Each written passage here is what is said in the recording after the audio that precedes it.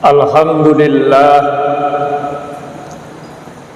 alladzi khalaqal mauta wal hayata liyabluwakum ayyukum ahsanu amala.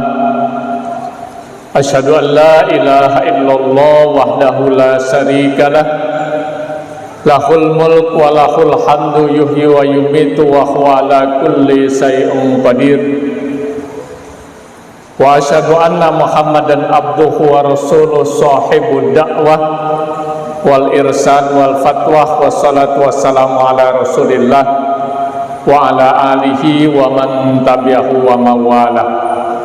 Allahumma salli wa sallim ala Muhammadin wa ala alihi wa sahbihi wa man tabi'ahum bi ihsan ila yaumiddin. Amma ba'du fa ya ibadallah, usikum wa nafsi wa iyaya bi taqwallah faqad fazal muttaqun. Qala Allah Ta'ala fi kitabihil karim. A'udzu billahi minasyaitonir rajim. Bismillahirrahmanirrahim. Wasari'u ila maghfiratin mir rabbikum wa jannah arduhas samawati wal ard uiddat lil muttaqin. Wa qala Rasulullah sallallahu alaihi wasallam, aksiru min dzikril maut fa innama yumahhisal junub wa aksaru fid dunya. Sadaqallahul adzim wa sadaqa rasulihi karim. Masyiral muslimin, sidang Jumat rahimani wa rahimakumullah. Puji syukur kita panjatkan kepada Allah Subhanahu wa taala. Salawat dan salam juga kita aturkan kepada baginda Rasulullah Muhammad sallallahu alaihi wasallam. Sesuatu yang harus senantiasa melekat pada diri kita tidak lain adalah sifat takwa kepada Allah Subhanahu wa ta'ala. Caranya dengan senantiasa melaksanakan perintah-perintahnya dan menjauhi seluruh larangan-larangannya dalam setiap aktivitas yang kita kerjakan dalam kehidupan kita sehari-hari. Dan ketika takwa ini melekat pada diri kita, Allah Subhanahu wa ta'ala akan senantiasa memberikan jalan keluar, memberikan solusi dari berbagai macam permasalahan yang kita hadapi, dan juga memberikan rezeki dari Allah yang tidak pernah kita sangka dan tidak pernah kita duga. Wa may yattaqillaha yaj'al lahu makhraja wa yarzuquhu min haitsu la yahtasib. Dalam surat yang sama, dalam ayat yang lain, Allah mengatakan akan senantiasa memberikan kemudahan dari berbagai urusan yang sedang kita hadapi. Wa may yattaqillaha yaj'al lahu min amrihi yusra. Bahkan ketika takwa ini melekat, Allah juga akan memaafkan, mengampuni segala dosa-dosa yang telah kita perbuat dan akan memberikan ganjaran dan pahala yang besar pada diri kita. Wa may yattaqillaha ayukaffiru lahu wa ajrim lahu. Tema khutbah Jumat kita hari ini saya sampaikan tentang manfaat dari zikrul maut atau mengingat kematian. Masyarul muslimin, sidang Jumat rahimani wa rahimakumullah. Kita pahami bersama bahwasanya bagi kita sebagai seorang muslim tidak terlalu penting kita berbicara tentang kematian, karena kematian adalah sesuatu yang pasti akan terjadi pada diri kita. Sebagaimana Allah tegaskan dalam satu ayatnya, kullu nafsin za'iqatul maut, bahwa setiap yang bernyawa, berjiwa pasti akan mengalami kematian. Kita manusia makhluk yang bernyawa, kita manusia makhluk yang berjiwa. Suatu saat pasti kita akan mati. Yang terpenting adalah sebagaimana yang dikemukakan baginda Rasulullah sallallahu alaihi wasallam dalam hadisnya, aksiru zikra hazimil lazati. Perbanyaklah mengingat pemutus kelezatan. Ketika baginda Rasulullah ditanya, apa itu ya Rasulullah? Al-maut, yaitu kematian. Atau dengan kata lain, yang terpenting bagi kita adalah senantiasa ingat kepada kematian. Seorang ulama besar, Kiai Haji Mas Mansur, mengatakan bahwasanya mati itu adalah bahaya yang besar, tetapi lupa kepada kematian adalah bahaya yang lebih besar. Kenapa? Sebab orang kalau lupa kepada kematian, dia tidak lagi mengindahkan mana yang halal, mana yang haram, mana yang boleh, mana yang tidak, mana yang diperintahkan, mana yang dilarang. Yang penting apa yang diinginkan bisa terpenuhi, meskipun harus menghalalkan segala cara. Dan sebaliknya, kalau orang ingat kepada kematian, ia akan hati-hati dalam melangkah, hati-hati dalam bertindak, hati-hati dalam berbuat, agar tidak menyimpang dari ketentuan yang telah digariskan oleh Allah dan Rasul-Nya, agar senantiasa berada di jalan yang benar, senantiasa berada di jalan yang lurus, senantiasa berada di jalan yang diridai oleh Allah Subhanahu wa Ta'ala. Ada beberapa manfaat yang bisa kita raih ketika kita selalu ingat kepada kematian. Yang pertama adalah kita akan segera bertaubat kepada Allah Subhanahu wa Ta'ala dan tidak menunda-nunda sesaat pun, sebagaimana Allah Subhanahu wa Ta'ala perintahkan kepada kita dalam surat Ali Imran ayat 133. A'udzubillahi minasyaitonirrajim. Bismillahirrahmanirrahim. Wasari'u ila maghfiratin mir rabbikum wa jannah arduhas samawati wal ard uiddat lil muttaqin. Wasari'u, segeralah kamu. Wasari'u ila maghfirah, segeralah kamu kepada ampunan Allah. Hadirin sidang Jumat rahimani wa rahimakumullah. Kita pahami bahwa yang namanya insan, yang namanya manusia, kita itu tidak luput daripada kehilapan, kesalahan, kekeliruan, kealpaan. Al-insan ma'al khata', kata Rasulullah. Bahkan kata Rasulullah, seorang muslim itu bukan orang yang tidak pernah berbuat salah, orang yang tidak pernah berbuat dosa, orang yang tidak pernah keliru. Orang muslim adalah orang yang ketika dia berbuat salah, ketika dia keliru, ketika dia melakukan kemungkaran, kemaksiatan, lalu ingat kepada Allah, lantas istighfar dan memohon ampun atas kehilapan dan kealpaan yang telah dilakukan. Karena ketika kita selalu ingat kepada kematian, kita tidak lagi menunda-nunda taubat kepada Allah Subhanahu wa Ta'ala. Hadirin sidang Jumat rahimani wa rahimakumullah.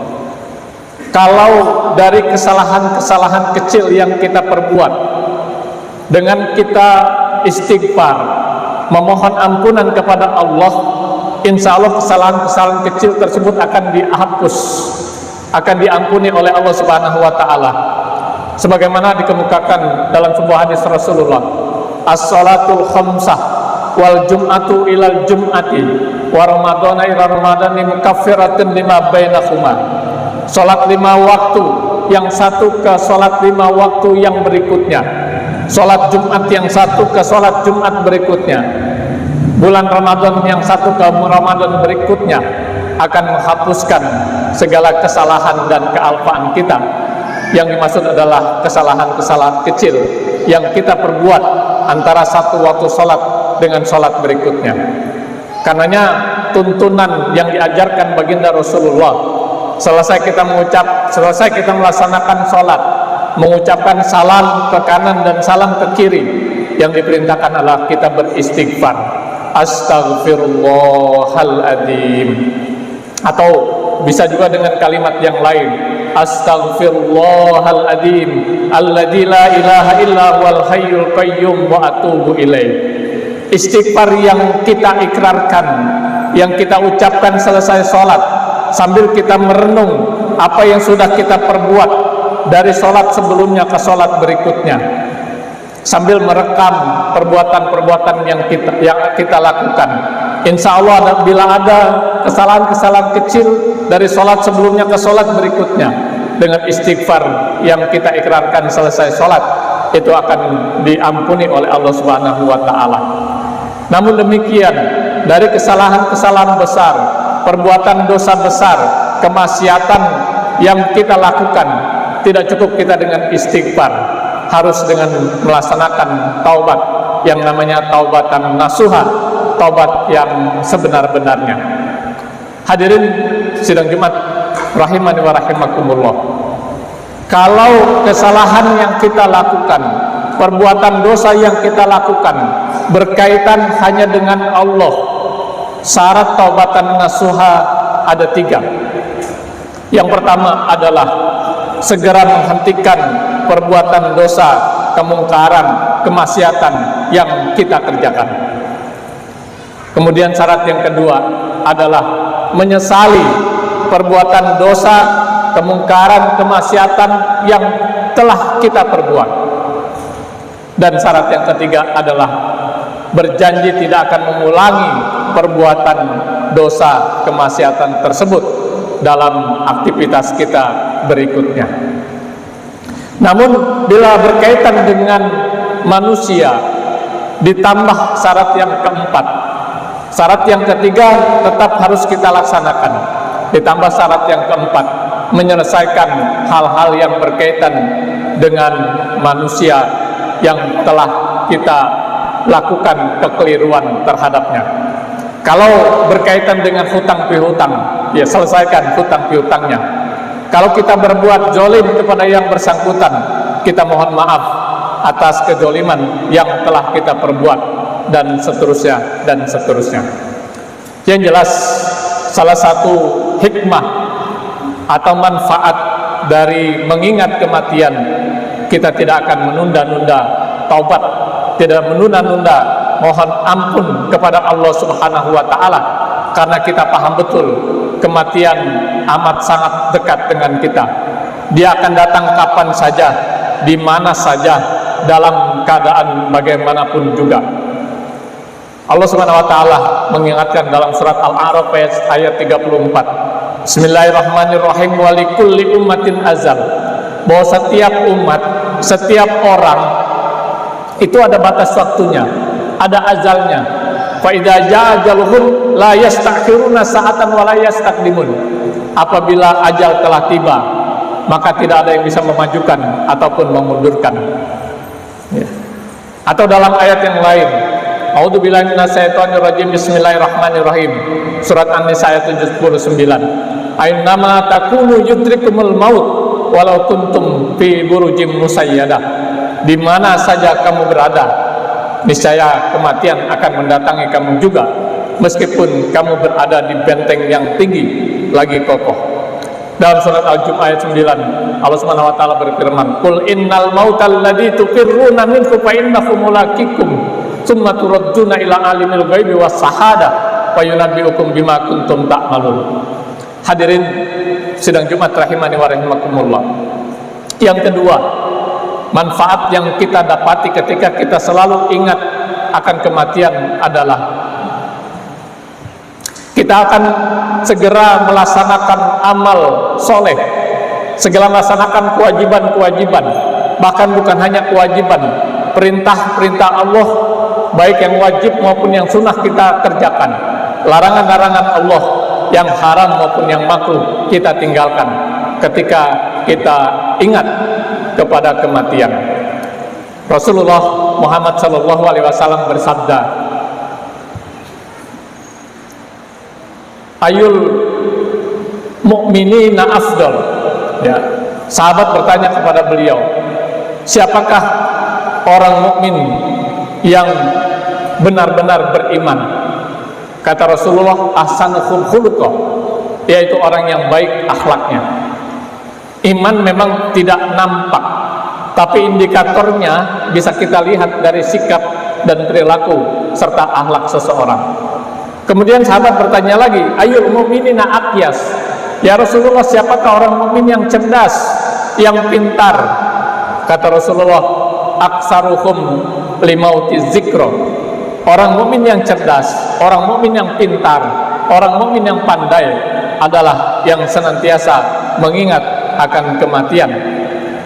Wa ahsanuhum lima ba'dahu istidadu, dan senantiasa mempersiapkan diri untuk memasuki kehidupan yang kekal dan abadi, yakni kehidupan akhirat, dengan banyak melaksanakan amal-amal soleh dalam aktivitasnya. Ulaika akyas, kata Rasulullah.